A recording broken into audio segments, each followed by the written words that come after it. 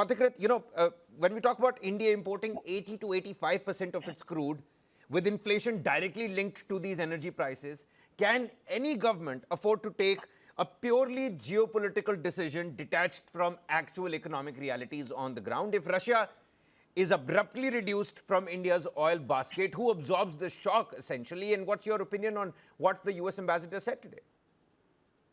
Well, I think we are reading too much into these statements. We have heard for the last 1 year many such statements from Lindsey Graham, a close aide of Donald Yeah, Trump, saying that yes. we will crush the Indian economy, to Donald Trump saying that India has a dead economy, to Howard Lutnick saying that, sorry, India has missed the bus, and then all of them making the cue to have the deal with India because the European Union went ahead and had the deal with India.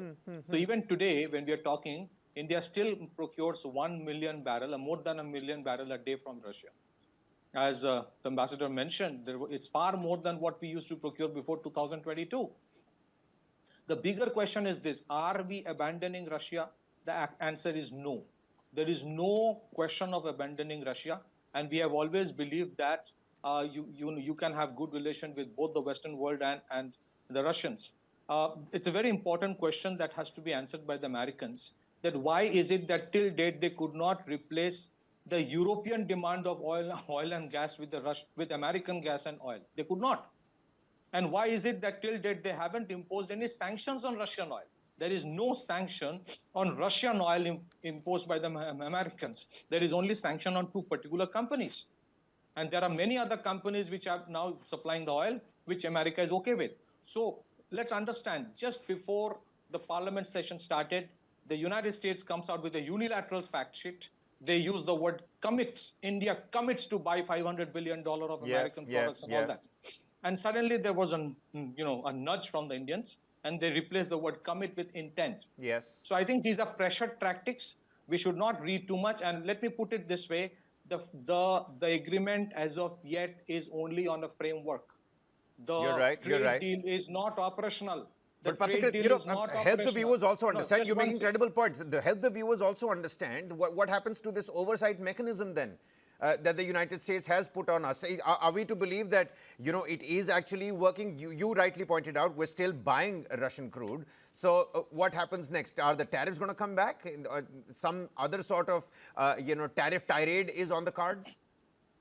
Well, I think India was not in a hurry to have the trade deal with the United States. And the United States is a very important market, no doubt. We respect that. Yes. But even when the Americans had imposed 50% tariff, Indian economy was growing at 7%.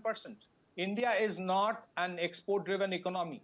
And India's export to the United States is probably 10% of its total export basket. And even within that, if you look at it, only 1% of India's GDP was getting impacted. It's not very small, but even then we have diversified. So if the Americans think that they can suddenly impose the tariffs and threaten us and we will budge, well, the answer is for everyone to see that in spite of United States saying that do not invest in India, hundreds of American companies are opening up GCCs in India. Secondly, even if the Americans think one day that we will impose the tariffs, let them.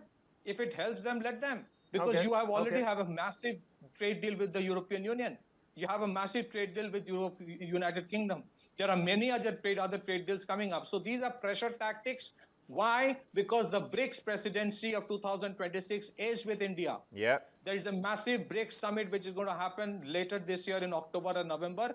And let's understand, even if today all the countries stop taking oil from Russia, the price of oil will go up because America is not in a position to replace all the oil with American oil. Imagine the cost, the logistical cost involved.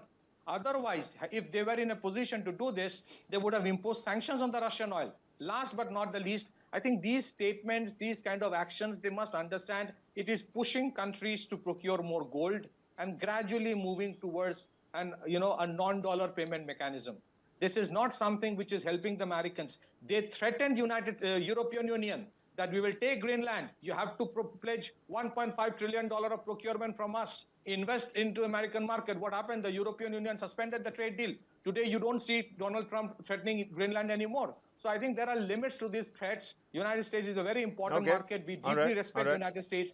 There are areas of convergence, but I think beyond the point, India's diplomacy, as ambassador will agree with me, we don't say too many things. we do what is necessary.